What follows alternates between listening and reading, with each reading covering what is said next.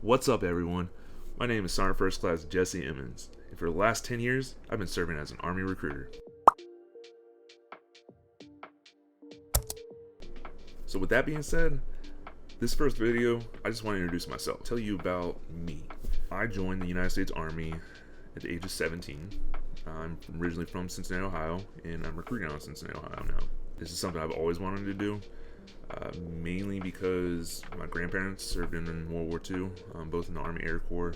My grandpa was a B-24 bomber pilot, and my other grandpa was dealing with supply stuff, dealt with like the C-17s.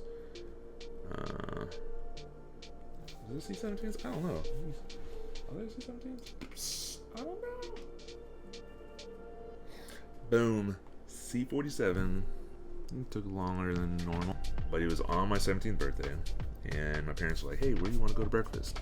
And I said, Waffle House.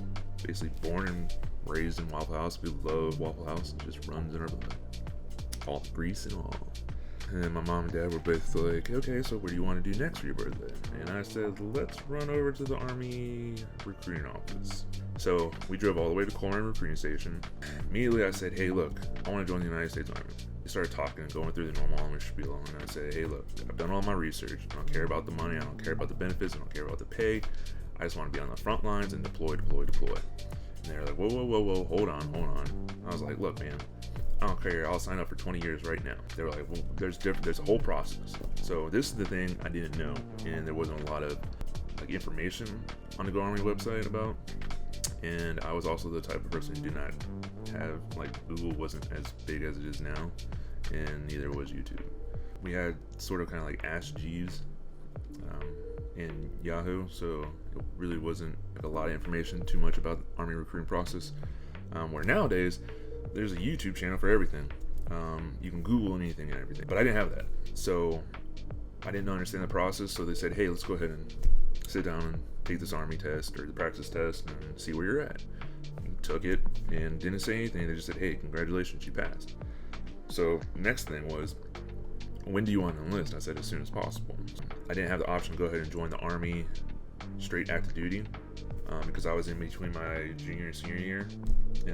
So what they ended up doing was a split out program where basically I enlisted in the United States Army Reserve, went to basic training between my junior and senior year of the summer.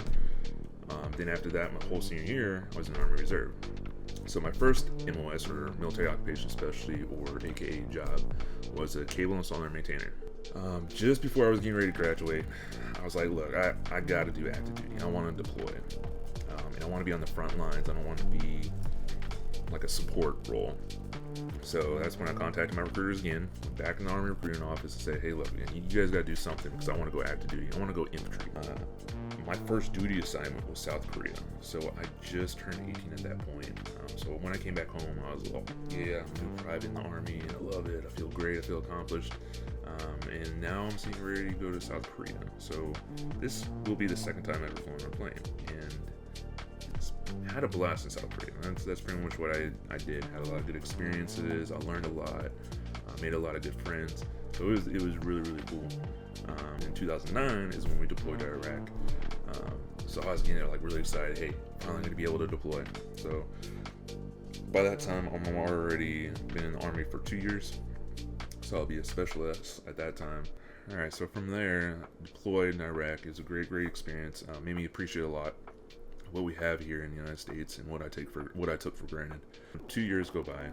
Then we're getting heard, hey, we're getting ready to go to Afghanistan. I was really excited because we were going to go deploy with Special Forces and the MARSOC guys. That's when my platoon sergeant said, hey, you got orders to be an Army recruiter. I thought it was a joke.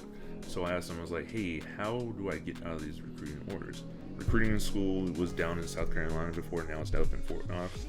So drove down to from Georgia down to Fort Jackson, South Carolina.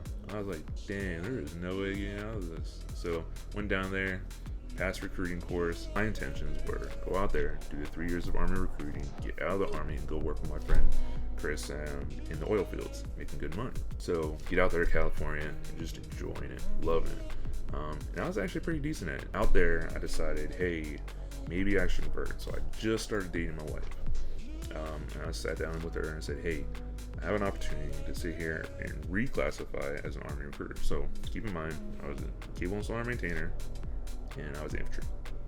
She said, we weighed the pros and cons, and I said, well, I really want to do special forces, and that's something I've always wanted to do. And she's like, well, you also got to think, you got a family you got to take care of. So that's when I had to grab my grown-up pair of pants and say, hey, I need to start doing this for my family in the long-term investment. So I was like, okay, let's go ahead and do it. I'm good at it. Let's go ahead and convert over. So I converted over. And I was a young E5 at that time. So after Los Angeles, they said, hey, you're going to go to Louisville, Kentucky. So I was like, all right, cool. That's not too far from home.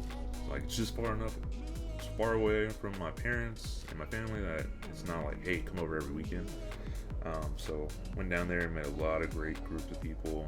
Worked at Louisville MEPS for 6 months, so I got to see that process. I got to see what the doctors were like.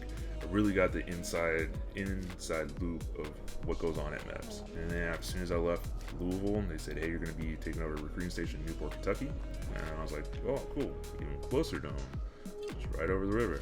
It's my home. After that, it was kind of leaves me here, and now I'm getting ready to go to Hanover, Pennsylvania, and winding down. So I got about 4 or 5 more years left in the Army, and then I'll retire.